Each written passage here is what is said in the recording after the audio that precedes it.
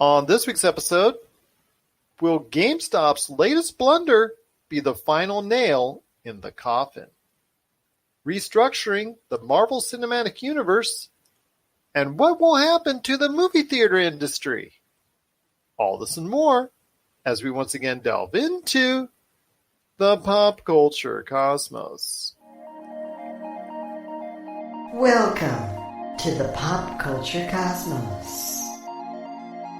And we're back with another episode of the Pop Culture Cosmos. This is Gerald Glasser from Pop Culture Cosmos, the Lakers Fast Break, Game Source, and Inside Sports Fantasy Football.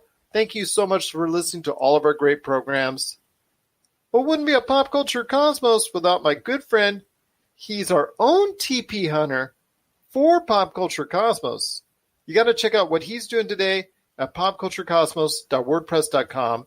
His awesome podcast, Topicocalypse, and of course his book, which you should get today on Kindle for just $2.99. Congratulations, you suck. It is my good friend. It is Josh Peterson. What's up, man? Just trying to get some toilet paper, trying to stay clean, Telling you, man, one of these days you're just going to have to go swing around there like Indiana Jones, find that last roll of TP, and just make sure you get it before the whole mob crew comes after you, and you could just go slide away in your vehicle just in the nick of time with that last roll of TP. Gotta get that TP. But it is going to be a great episode. We're going to be talking about a lot of subjects, including restructuring the Marvel Cinematic Universe because of what's going on with the coronavirus.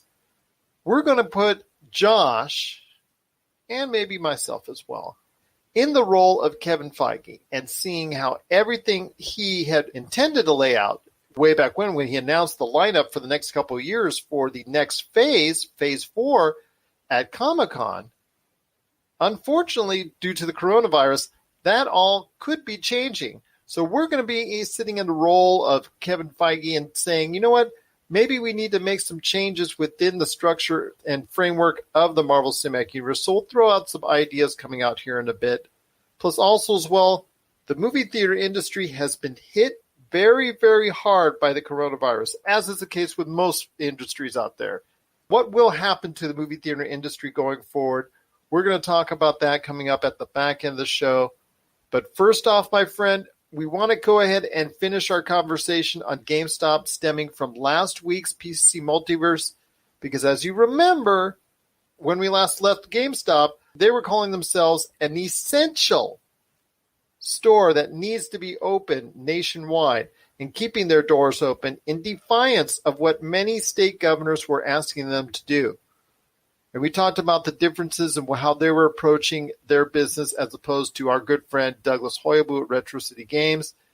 And it looks like after some persuasion by law enforcement in several states and their business license being suspended in Pennsylvania, they are finally complying with the state governor's wishes out there for them to close. And they are closing nationwide, and that they're only open to e-commerce and drive-through, drive-up, pick-up service, that type of deal. You ask for what you want, you go ahead and get it, you pay for it all through your card, nothing go ahead as far as you coming in doing the normal transaction type deal. So I ask you, my friend, this is another major black mark on the ledger for GameStop right now. They've had quite a few black eyes, not only this year, but in the past recent years, couple years, 2, 3, 4 years. And they don't have the greatest reputation at all anyways. So I ask you, my friend, is this latest blunder by GameStop, this latest PR faux pas, per se, something that will be maybe the final deal the final blow that ends GameStop, and something which, maybe GameStop can't recover from? I don't know, because I feel like they were fighting really hard because they're on the verge of being closed down.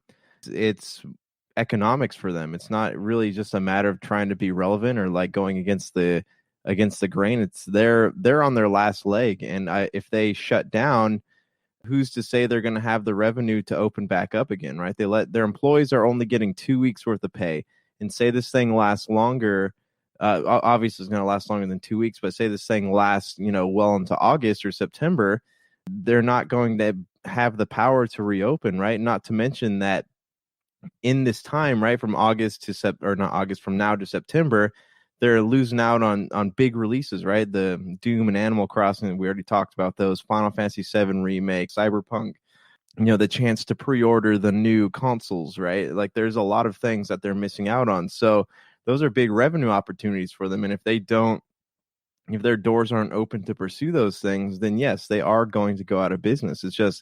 It's economics that's keeping them, that is making them think that they're allowed to stay open, because if they close, then it's really, how are they going to come back? This could be the nail in the coffin for them. And that's what's so interesting about this, because in the past we've talked about them and their either bad luck or bad management or just poor performance overall. They've lost hundreds of millions of dollars, not just $1 million or $2 million, not just in the tens, in the hundreds of millions of dollars per year over the past 2-3+ years now as a company. And they've been unable to find someone to bail them out or even buy their company outright from them. They've had to go ahead and close ThinkGeek. They've had to go ahead and, like you talked about, them being more of a collectible store at this point in time, because they had to go ahead and bring in all of ThinkGeek's inventory and disperse that to all the stores. Before the coronavirus hit, they were thinking about going ahead and introducing a new concept type store. Then they had several proposals which they were going ahead and do into some test market stores and things of that nature. So they were trying some things before the coronavirus hit. But as we talked about earlier this year, there was the issue of what they were still telling consumers, the hard driving sales and the certain things that they were going ahead and putting pressure on their employees for, which were getting a lot of bad press in both Polygon and IGN. In fact, you remember it came out on the same day within 10 minutes roughly of each other. I think it was the actual thing we were quoting on here in a recent episode from the past. So I want to ask you, my friend, with the way GameStop is doing business, I know we talked about Reggie Fils-Aime on the last episode becoming a board member now, but do you think that if there was a new change in leadership that would bring maybe a new way or new focus of doing things? Or do you think at this point they should just go ahead and shelve or nix virtually most or all of their brick and mortar stores? They're not hitting the right markets. Because think about it like this, like, yes, gamers do like collectibles, but at the same time, gamers aren't buying.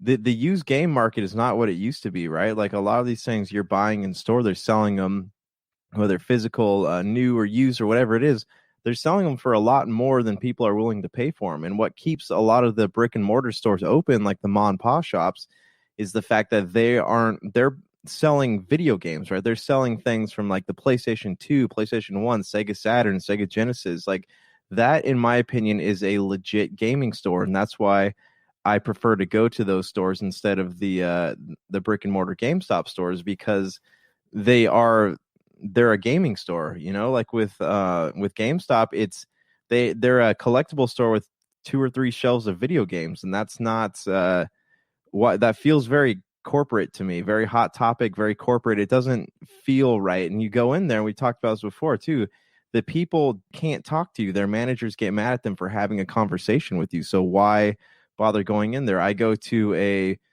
place that has like retro games in there, and they'll talk with me all day, and it's one of those things. GameStop is not a very welcoming place, and they're not really a video game store. It's not, you go in there and you don't feel friendly. You feel like they're trying to get you to buy your thing and then get you out. And that's not a healthy sales strategy for a store that sells not a huge variety of games. And then remember, they've tried over the course of the past few years, they've tried everything from getting back into retro stuff. They went really hard into retro for just like a hot minute. And then they were, I think they still, as of this point, are trying to get you to go ahead and sell your phone to them or your laptop or your tablet or anything down there. They wanted to get your electronics. They stopped talking about video games per se and just put that on the back burner. And then also they were just trying a whole bunch of things. ThinkGeek, like I said, they bought out ThinkGeek, and they thought that was going to be a great acquisition for them. And unfortunately, they could not keep that open. And unfortunately, their plans with ThinkGeek looks like they went awry. And you see the fallout from it. They've now influxed all their stores with bunches of collectibles that just, for the most part, gather dust because they're not competitively priced. I mean, you could go and get many of the pops, many of the T-shirts, many of the things that you see there at other places somewhat cheaper than what they're selling them at GameStop. You're looking for maybe there's some GameStop exclusives, but as their buying power gets less and less, their notoriety gets less and less as well. Yeah, I agree. They're not paying attention to the markets that actually care about them. They're trying to create all these different markets. They're a video game store that doesn't sell a lot of video games, and I think that is the foundation of their problem. It is. So it's very disappointing to see what has become of GameStop, and their defiance in the midst of a pandemic is not a good look for them. And this is one in a series of PR blunders that they've had in recent years that it's just, you don't see anything good coming down the pike for them, which is a shame because as a video game aficionado, and me as someone who has been involved with video games ever since the late 1970s, and someone who actually ran a video game store, it's a shame because if GameStop goes out, there's really no nationwide chain to take over. There's really no one that's going to be interested in saying, hey, you know what, I'm going to go ahead and open 500, 600 stores. I mean, there's a couple smaller chains that are out there that have stores in several states, but they're not going to be to the extent that GameStop is, and that GameStop was, for that matter, before they started closing stores as well. And that's a shame also to the thousands of employees that they have, which are going to be adversely affected as well. But they brought this on to themselves. I mean, they were the big boy at one point in time that nobody could touch. I mean, when I was running Game Crazies, they were the preeminent game store anywhere, and their name was just synonymous with, okay, whatever new game is coming out, I got to go get it there. And now that's not the case. You can literally go and get it anywhere. Pre-ordering is not necessary unless you're trying to find a collector's piece. There's really no need to go ahead and pre-order if you're just getting a regular version. You can go and get it on Amazon. You can download it off the PlayStation or Xbox stores. You could just walk into a Walmart or Target when it's safe to go ahead and do so.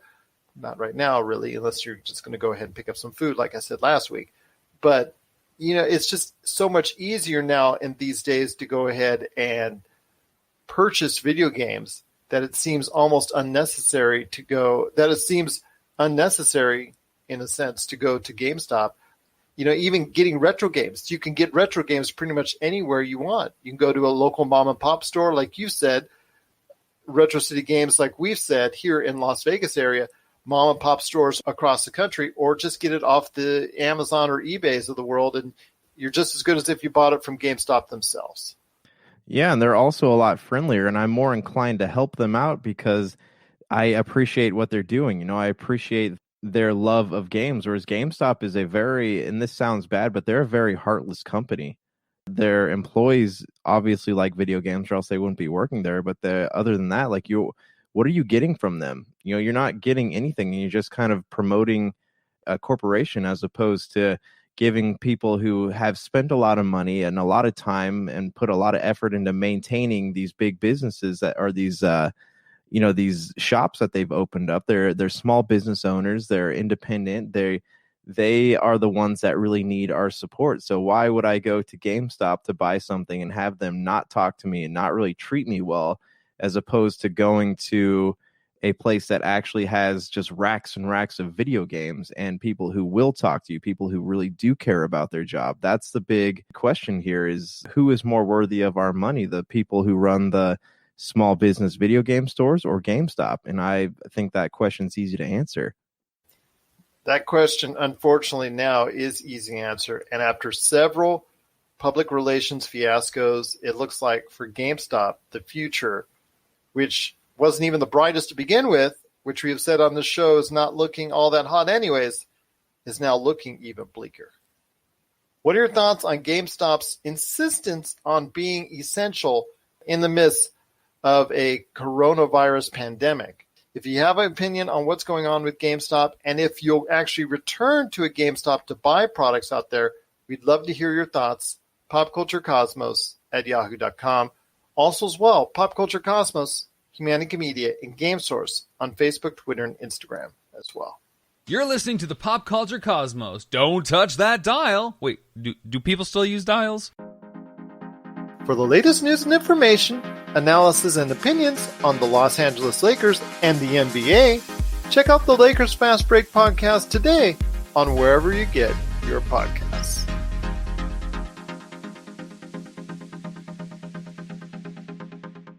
The Marvel Cinematic Universe. I want you to go ahead. You're in Marvel Tower, my friend. You're sitting back at your desk. You got the nameplate right there. It says Kevin Feige. Kevin Feige, right there, right there. In fact, we'll call it Kevin, nicknamed Josh Feige. How about that for you? We're going to go ahead and have you look at the situation right now, which is obviously due to what's going on with the coronavirus, very concerning. They recently had to postpone the upcoming Black Widow movie, which is now up in the air on when it's ever going to come out and if it's going to come out to a movie format or a streaming format. I know people out there talking about Wonder Woman and DC and Warner Brothers, just trying to go back and forth and deliberating whether or not they should just go straight to streaming. I'm sorry, that's a $750 to $1 billion movie. Just like Black Widow, if it comes out to theaters, even in a market where all theaters may not be open, it still will generate a lot of funds.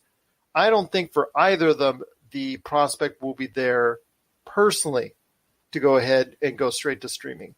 I think both of them will be on a theatrical format at some point in time. So I ask you, my friend, this coronavirus is going to necessitate a restructuring of the Marvel Cinematic Universe. Let's start off with maybe where would you place the Black Widow movie, and then we'll go from there. Well, the Black Widow movie, are we talking about as far as like releasing goes? Yes, because if we're lucky, the Black Widow movie will still be the first Phase 4 Marvel Cinematic Universe movie. Possibly a July, August, September release, but I'm seriously doubting that if this goes too much longer, because as the weeks and the months go by, you and I talked about release dates for these games, and if GameStop was closed until July, August, September, I have a feeling if it goes beyond that and these movie theaters don't reopen in the summer, this could be some real serious reshaping of where it goes. Black Widow, where would you put it if that's the case? As far as releasing goes, that's tough because I've been watching this whole thing. I've been watching the way that people are responding to it, and I've kind of have come to the conclusion here that people are still willing to pay to watch movies. But if you notice, people are really stoked about the idea of being able to watch a movie that's in theaters from their couch. And so I am looking at this as the maybe a new structure of movie viewing, maybe a new type of movie viewing, because you have these people who, we're in the Netflix and chill era. So people are okay paying a certain price to watch a movie, but they are more stoked about doing it from their couch than going to the movie theater. So that being said, with Black Widow, I would push it out. I would push it out as soon as possible. They're already talking about having Wonder Woman be a straight to video on demand release, and people are that's just what the news I've been reading on. Oh no, I know. That's, you hear one report says that they're thinking about it. You hear another report says they're not thinking about it. If it's on the table, but then again, you'll be losing out on several $100 million at the theaters. Yeah, of course. But I mean, if you look at it, people are still willing to pay like the $19.99 to get the video on demand. People are still willing to pay that. So I feel like there is still a market for it. It's just not going to be what it used to be. And this whole coronavirus thing might actually be a good demonstration of what is the changing movie landscape, what needs to be done in order to fix it, to adapt, to move on. So that's a very very interesting idea. And I would go ahead if DC is willing to put out Wonder Woman, I would honestly I would go ahead and put Black Widow out straight to digital, especially since things are so unclear right now. Nobody knows when people are going to be willing to go back into the movie theaters, especially since a lot of the data coming out saying even once the coronavirus is gone, who's to say that it won't just jump right back? So I don't see how even when that curve flatlines, who is to say that people are going to be running to go back out to the movie theater? That's the big question here. Like, what's the financial situation? Are they willing to take a risk like that and say, hey, meanwhile, this company's putting this movie straight to DVD or straight to video on demand, but we're going to go ahead and shoot for that movie theater release? I don't know if that's a risk that I would be willing to take. The thing is, though, Black Widow is a movie that you and I have been talking about for a long time. You and I have been going back and forth on this ever since the inception of this show. And this is something that should have taken place a long time ago. The only thing that is going to really come out of it, I was watching a YouTube video the other day that they said that most likely the reviews will probably start off with, well, this is a good movie, but this should have come out at this point in time. This should have come out in phase 3. This should have come out in phase 2. This should have come out many years ago. And you're already starting off with that against it. I'm thinking that maybe it doesn't need to go first. I'm thinking that maybe you should start off with the Eternals, which is scheduled right now later in the year. I think November, if I'm not mistaken. Maybe you should start off with that one first. Move Black Widow. And this hurts me when I say this because I have been clamoring for years for a Black Widow movie. My daughters are big Black Widow fans, and this would actually hurt me very much to say this, but I think maybe Black Widow can be moved to some point in the schedule next year, because what it really does outside of establishing her story and that she had a life and a family before she mentioned she didn't have a family in Avengers Endgame, which was, makes it totally weird because how she mentioned she didn't have a family until the Avengers. And, as we see in Black Widow, she did have a family. But again, I digress on that. It establishes, what most people are speculating is the beginning of the Thunderbolts, because you have Thunderbolt Ross in there. You have, the Taskmaster in there. And you're thinking, a lot of people are speculating, and I think rightly so, that this is probably going to establish the beginnings of and the workings of Thunderbolt, because you're seeing, Baron Zemo in Falcon and the Winter Soldier. You're seeing what is U.S. Agent in Falcon and the Winter Soldier. You're starting to see the semblance and the formation of the Thunderbolts. And I have a feeling that at some point in time they're going to introduce them as a group and collectively go after, whatever the Avengers are at that point in time. I have a feeling, if you watch it or if I watch it, I've been waiting for a long time for it, but I feel that it can go maybe at summer next year. It could be maybe bump Doctor Strange 2 and put that as maybe the late autumn, because I'm not even sure as a horror movie, Doctor Strange 2 would be a wise fit at that prime movie location as May at what they're talking about at this point in time. I was thinking about starting with the Eternals first and foremost later this year. Yeah. Okay. So on that note, though, if we're just going to play it safe and push, all these big heroes, we're going to push their movies back more. There needs to be some kind of, I guess, more Disney Plus content, more things that are maybe not doing a full adventure for a lot of these heroes, but kind of checking in on where they're at. Because I think that if you don't come back strong with a big name property for your first movie after, the movie theater's been closed down for this long, it's not going to be a lot of incentive to go to the movie theaters. It's like I see Winter and even, that's a good, this is really hard because I know they stopped filming a lot of the Disney Plus shows too. So, oh, geez. You see the quandary you're in, Kevin, as I call you right now, Mr. Feige, sir. You see the options that you have, and you see the quandary that you're in because the fact that it's just with everything being bumped back. But also you got to remember, at the time that Spider-Man Far From Home ended its run, people were kind of burnt on the Marvel Cinematic Universe. You were kind of tired of it. I mean, it's now going to be going on maybe a year or more, year and a half before you see the next Marvel product. So maybe that's not such a bad thing as far as people getting that anticipation once again.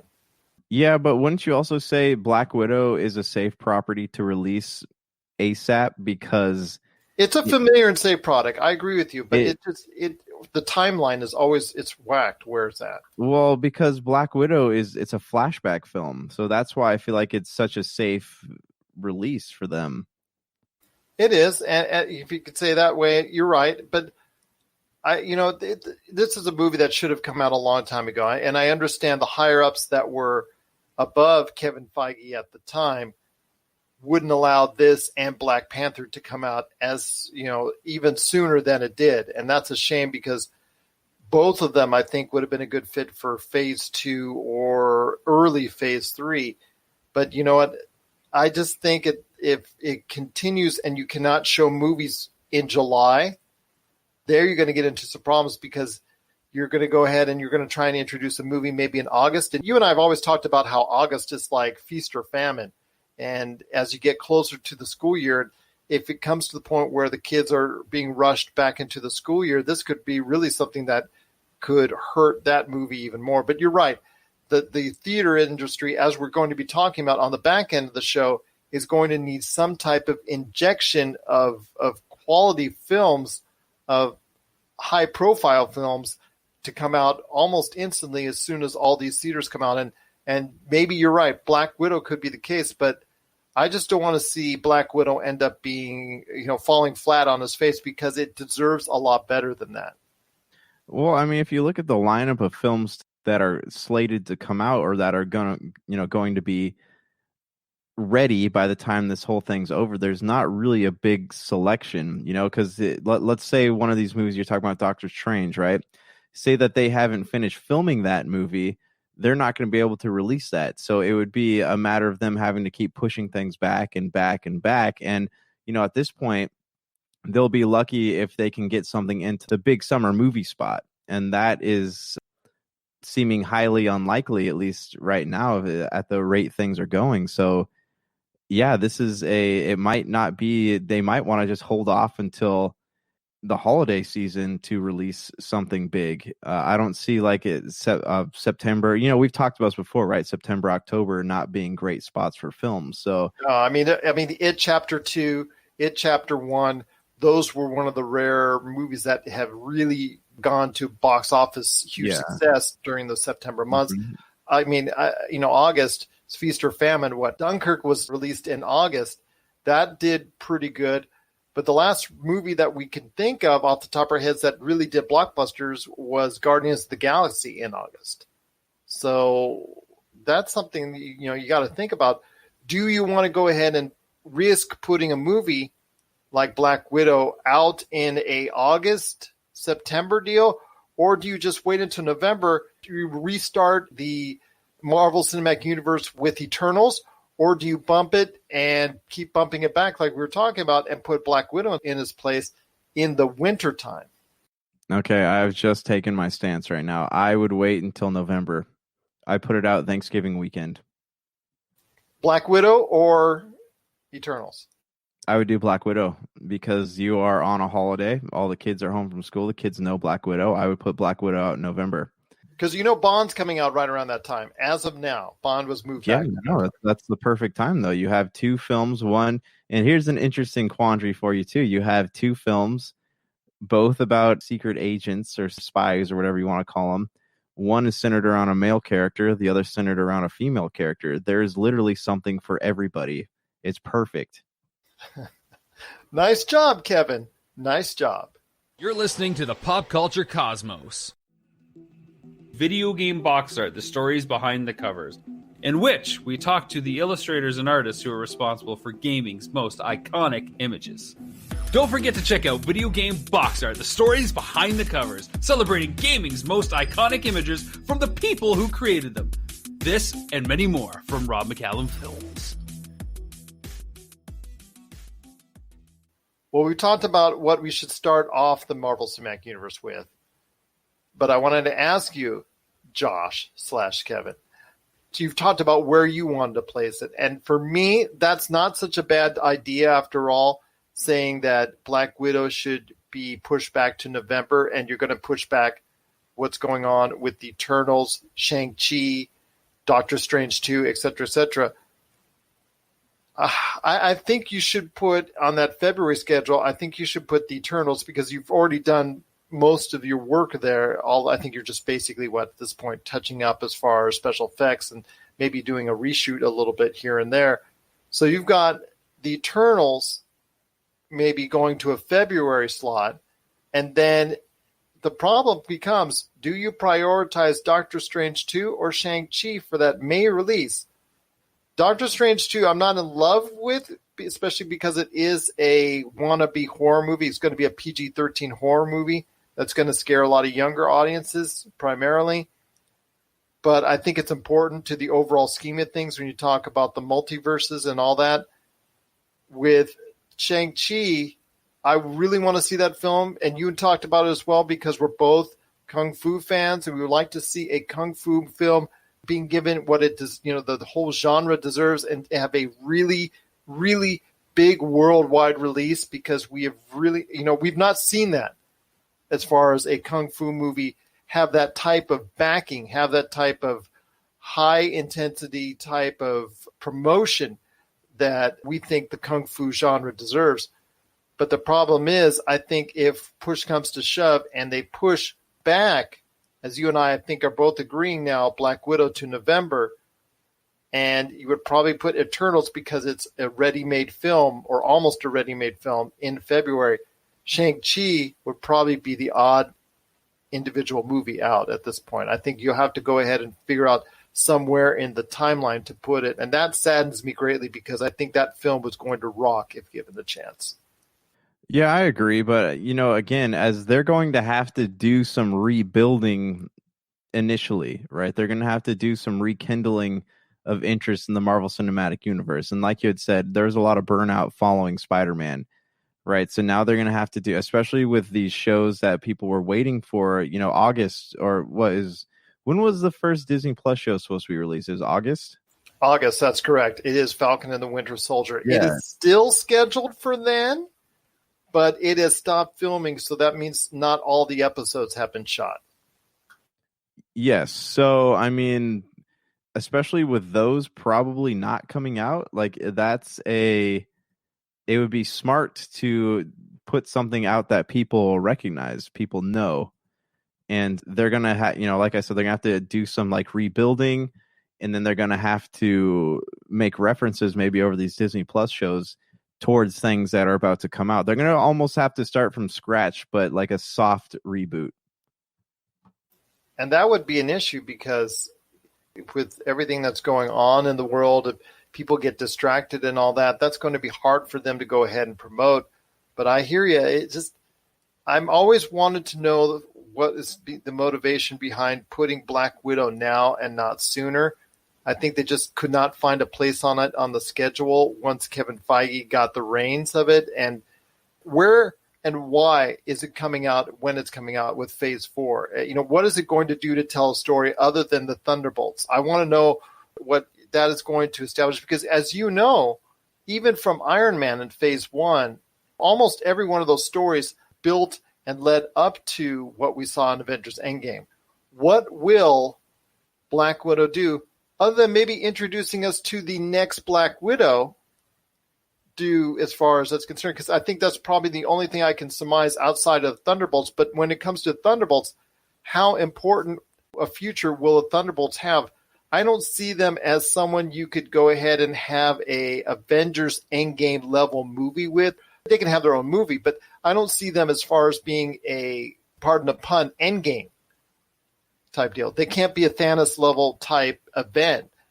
They can be an Ultron level type event. You can have a battle with them as far as the Avengers, the Avengers versus the Thunderbolts at some point in time if you want, and that would create a movie in and of itself. But I don't see them being an end goal for that part of the Marvel Cinematic Universe. So it leads into detail about Black Widow's place in this whole thing, what stories do you really want to tell for Black Widow to be justified in this time frame?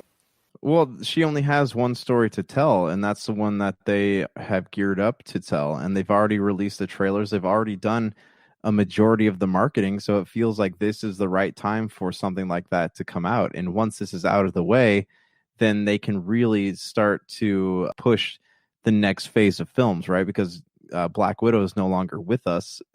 God rest her soul. Once that's out of the way, they can really start focusing. I think it's a smart move to release this first, because after that, then they can really do the build up to whatever's coming next in the MCU without having to worry about backtracking.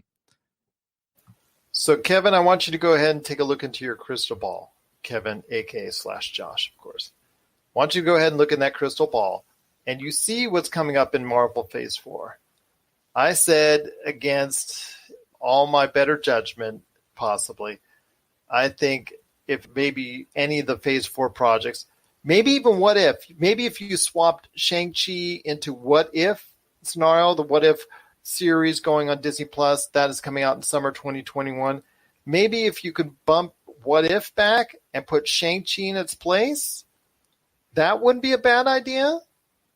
But I want to hear your thoughts, man. I mean, if you're looking at Phase 4 and you're talking about where you want to go with it, because you also have to do a lot of introducing of characters. You also have to do a lot of hints towards the future with possible Fantastic Four, X-Men references and all that, even Deadpool and all that. So if you're looking at Phase 4 and the movies and the projects of Phase 4, what else are you going to restructure around it? Because I think for me, it has to be Shang-Chi. I wouldn't take it off the list. I would just go ahead and move it in place of the What If, which you can pretty much put at any point in time in the schedule in any year and will still be eaten up by fans of Disney Plus. Okay, this might sound crazy, but if it were me, I would. Okay, go ahead, Kevin. You sound crazy, but go ahead. As Kevin, because from what I understand, they're toying with the idea of keeping the Defenders, right? They're the Netflix heroes, the people who played them in the shows.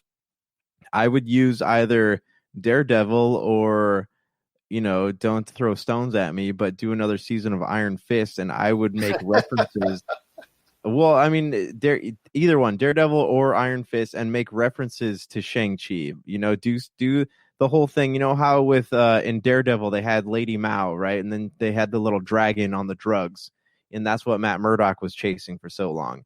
They should make references. They need to do build-ups. That's what got people so stoked about Avengers, right? They had the post-credit scenes and everything that said, we're building a team, or I'm going down to New Mexico, or something like that, and it's if they do stuff like that, then that will create an audible buzz for people who will want to go see these movie theaters, especially with a hero so unknown like Shang-Chi.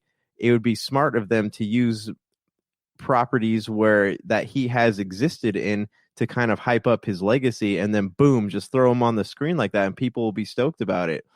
There's some properties like Shang-Chi where I don't think that's they'll have the curiosity factor that Guardians of the Galaxy did, right? Because Guardians of the Galaxy had already been featured in like the 90s X-Men, and every kid grew up watching that show.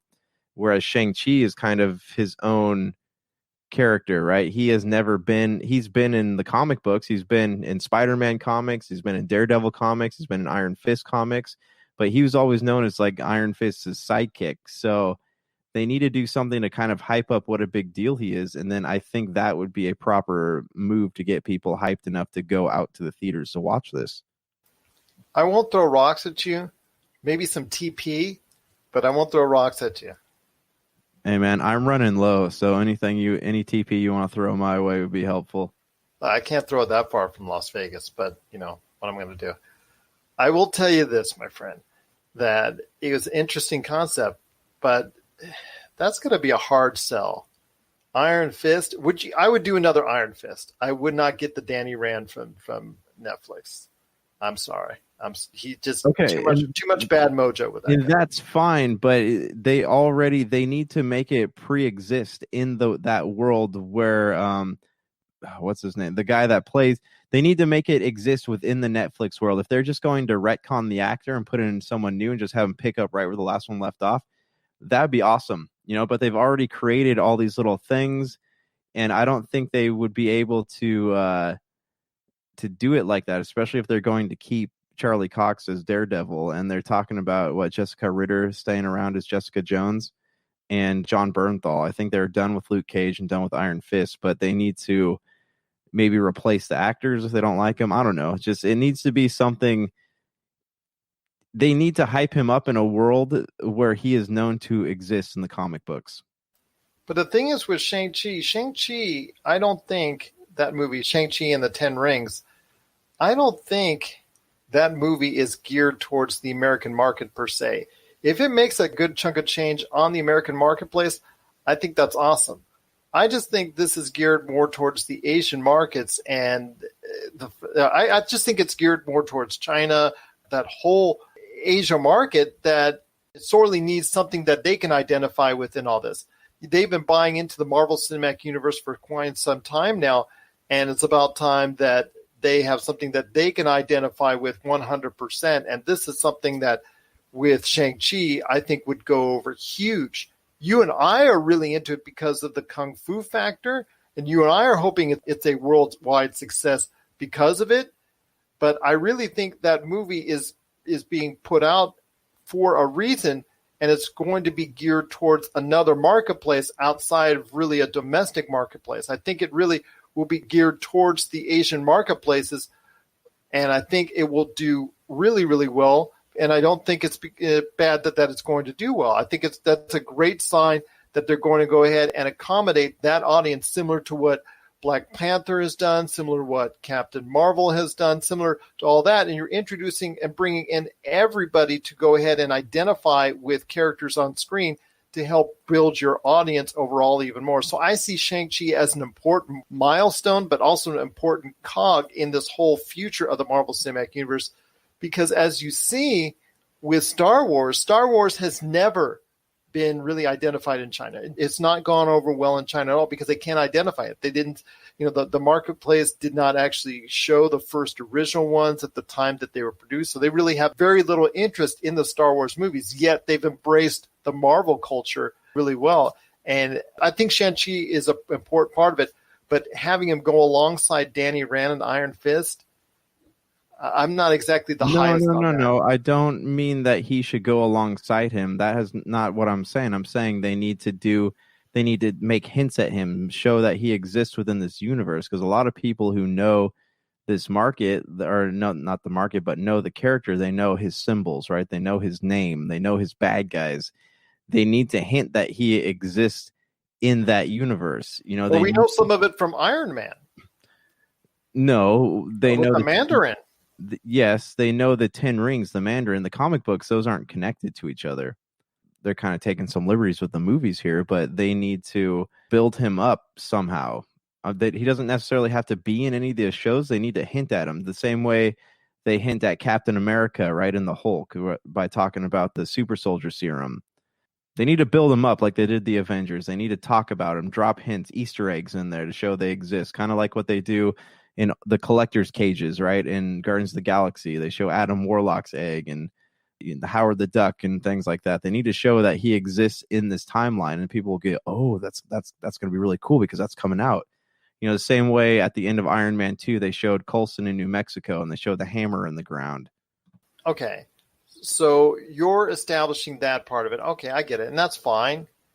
I think Shang-Chi will probably get bumped if I'm thinking in along the lines of what Kevin Feige may do and what Josh Feige may do as well.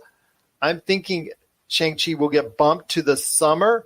I think they're just going to go ahead and maybe leapfrog over Doctor Strange 2. I'm not in love with Doctor Strange 2 being that May prime release, but they really don't have something else that can generate that kind of money or familiar enough property, because Thor, Love and Thunder, you can't push that up too far. I mean, pushing that up, 6 months? I don't think you're going to be able to go ahead and do that. So what I'm going to be able to suggest at this point in time is put out, like you said, Black Widow in November.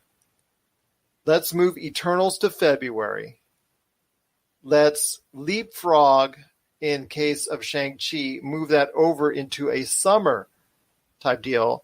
move What If into the next phase, because again, that's something that's not really needed 100% right now to the Disney Plus audience. It's obviously content and Disney Plus audience needs it, but as a overall Marvel Cinematic Universe thing, they don't really need that show to be on when it's on. They can go ahead and tell those stories the next year after that in 2022, I think it is, 2022. And that's phase 5, I think, at that point in time when you get into it. So you can go ahead and throw it there. I just think you need Shang-Chi, especially there's certain markets that are out there that could really be interested in something like this. I think it would really do well. Let's go ahead and put it in the summer of 2021.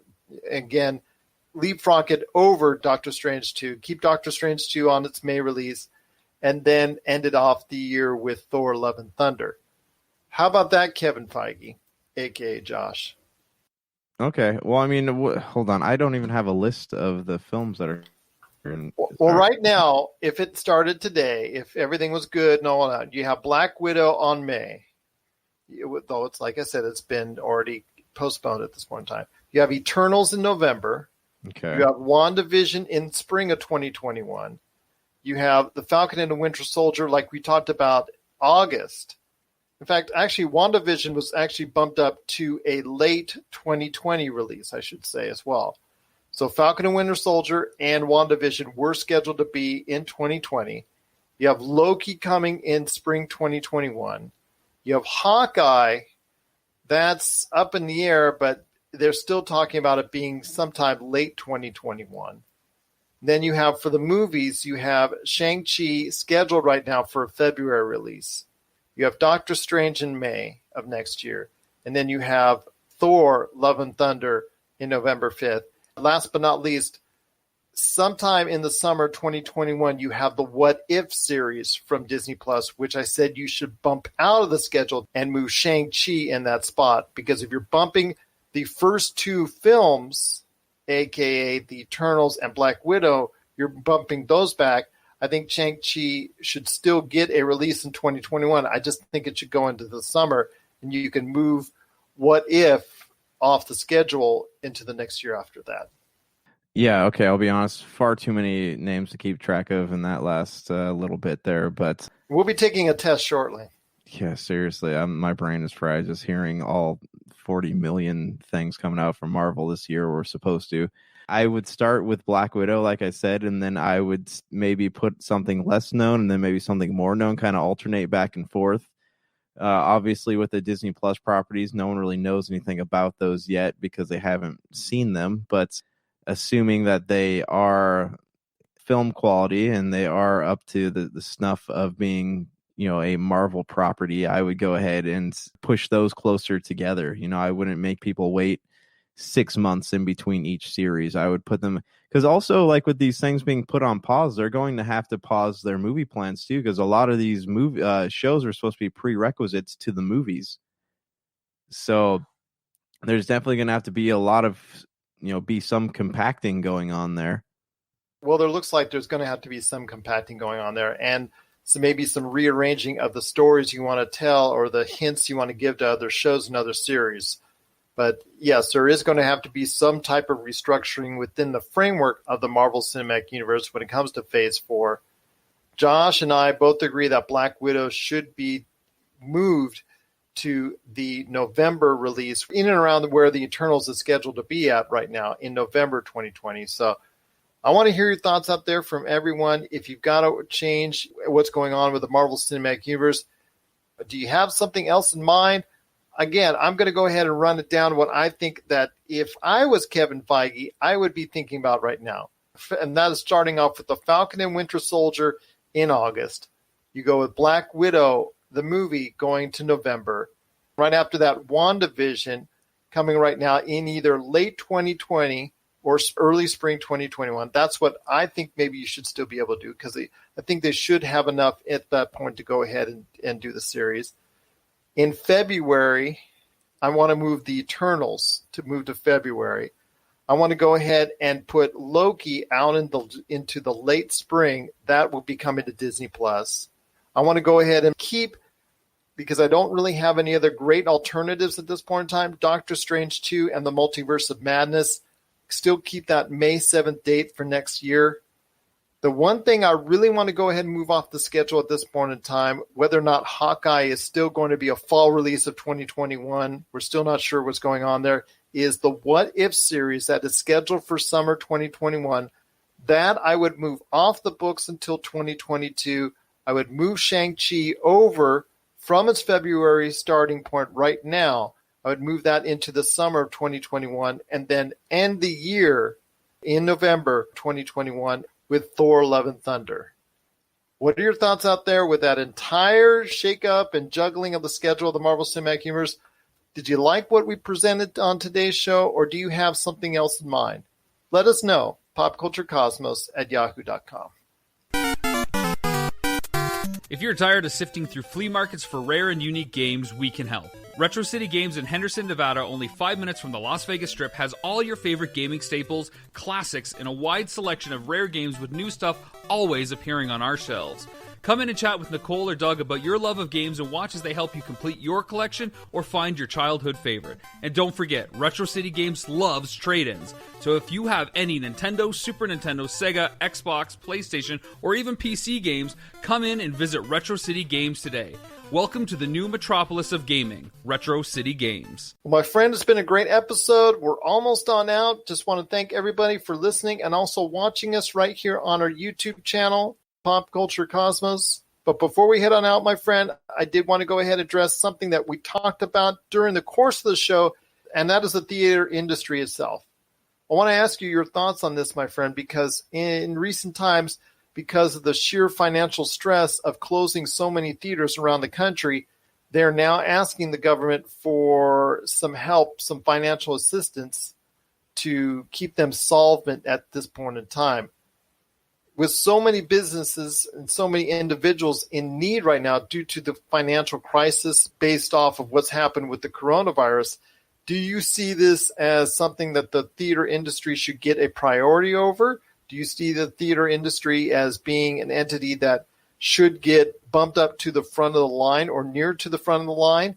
Do you think that the theater industry as a whole is deserving of that type of marketplace, that type of thought as far as being a marketplace that needs some type of assistance from our government and from governments in general? European, Asian markets, doesn't matter. All of them are clamoring for help right now. Do you think they should be helped out? That's a tough one. I've actually been thinking about this, because like I said earlier in the show, I think that this goes to show you what this virus has done besides, the obvious is it's kind of shown us how the movie industry needs to be restructured, right? Like I said, a lot of people were in this era of Netflix and chill, and a lot of people are willing, obviously, by, them putting The Invisible Man and, Onward and stuff like that on TV screens, out on video on demand. People are out there buying them. People are out there paying that $20 to watch these movies. And I think this goes to show that there needs to be a restructuring of movie theaters. It needs to be, if you want people to go to the movie theaters, you need to lower the cost, or you can, these studios can move to this format where people are able to watch these movies from home because they're still paying to see these movies. The price doesn't seem to be an issue as long as they can watch it from their couch. So this kind of shows me that people just don't want to go to the movie theaters anymore. Maybe it doesn't have anything to do with the price of the movie theater. So what if they're able to put something straight to video on demand and someone is willing to pay $20 for it, what do the theaters offer? What is that? If I'd be curious to see how the numbers match up. Like if someone were willing to put a movie in theaters and then make it available on video on demand, like a big film, how would the two stack up against each other? Would you find more people wanting to stay on their couch to watch the movie, or would you find more people wanting to go to the movies? Because the movies, it's a big ordeal. Like think about it. By the time you take say it's a family film, by the time you take an entire family to go see the movie, you're coming out of there with almost a $200 bill, and that's assuming you bought popcorn and all that stuff. So, but then you prepare dinner and you watch a movie from your couch, you're paying less money and you're probably going to have more people wanting to watch that movie. It's a double-edged sword, man. What are your thoughts on this? Well, it's hard to say that because depending on the movie, let's go back to Black Widow. Black Widow is going to be an event movie when and if it ever gets out, released to the theaters. That's a movie people will go to see. So if you're saying, oh, let's just go put it on video, yeah, it would sell more upfront in video, on home video, than it would have if it had gone standard. Okay, it's going out for X amount of time in the theaters, and it goes X amount of time on digital, Blu-ray, et cetera, et cetera. I get that. But the problem is, I think, what was it? I heard the other day, 5 or 6 different ways a movie can make money.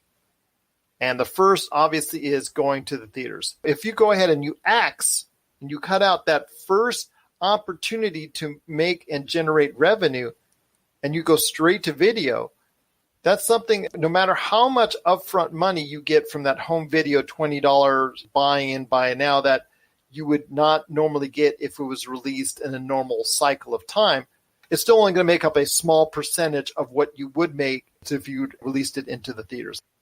Again, this has been an interesting social experiment, because if I were someone who was making movies or even making products, like, this would be a good time to take notes and find out what the consumer is like in 2020, what they want, how they consume their goods. This is a gold mine of information that is happening right now. Gold mine of information as far as all the possibilities that could come out of it and what's going to end up happening to the theater industry after this coronavirus situation ends, and hopefully it'll end sooner rather than later. Because right now, the theater industry is in dire need of something. Obviously, at this point, they're really hurting as an industry worldwide. I mean, you see, let's just take a look at the latest numbers from Box Office Mojo. When you look at them, the latest numbers that they posted for Thursday was the winner was Onward with $33,000 domestically. That is nationwide in the United States, $33,000. To give you an idea, off the top of my head, Avengers Endgame probably made that at each theater in an hour or 2 hours or 3 hours in just a very short period of time. So it just tells you right now how dire the situation is. But then again, there's so many industries out there also feeling the impact from this coronavirus. The government cannot help everyone. And that's the problem. They have to prioritize exactly which industries they should help. But the first thing is that they should help first most is the consumers out there at large. And that's something that I'm hoping will be done sooner rather than later. Not trying to get all political or whatnot, but who need the help most first are the people who are actually suffering the most from this crisis, and that's you and I. Yeah, I agree. And we're seeing a lot of political jabbing at people during this whole passing the bill to put the money out to help so-and-so. And it's like, why can't we all just come together, man? This is like a good time for us to stop bickering back and forth and stop hating and just like do what's good for everybody. And that even now it seems is not possible. It's just the way our society is set up, my friend. Unfortunately, that's just the way it goes. I have a theory, and tell me what you think about this theory. I believe that there's no such thing as being content, because most people are not content unless they have something to complain about. Yeah, it usually is the case. I know it's the case for us each week right here on the show. Only when we talk about King Arthur, and that's mostly you. No. What about toilet paper? Oh, that's true. I need toilet paper. Hey, if you guys have some toilet paper, feel free to send it through email or just pop a picture up on our social media pages. We'd appreciate it. Fair enough. Just look for Pop Culture Cosmos on Twitter, Instagram, and you can email us, popculturecosmos@yahoo.com, plus all the latest news and information right here at Pop Culture Cosmos on Facebook. Well, my friend, it's been a great episode. I had a lot of stuff to talk about. Before we head on out, any last things you want to say? Kevin/Josh? Yes. Bring back Charlie Cox's Daredevil. That was an absolutely fantastic series, and I really want to see that come back. I hope the rumors are true that he's going to be in the next Spider-Man film, because that would be absolutely fantastic. One day we'll hopefully know for sure if that's the case. And for all those who love that character and many of the Defenders, let's hope that they will go ahead and get a second life in the MCU. So for Josh Peterson, this is Gerald Glassford. It's another beautiful day in paradise right here in the Pop Culture Cosmos. We thank you for listening. And here's hoping you have yourself a great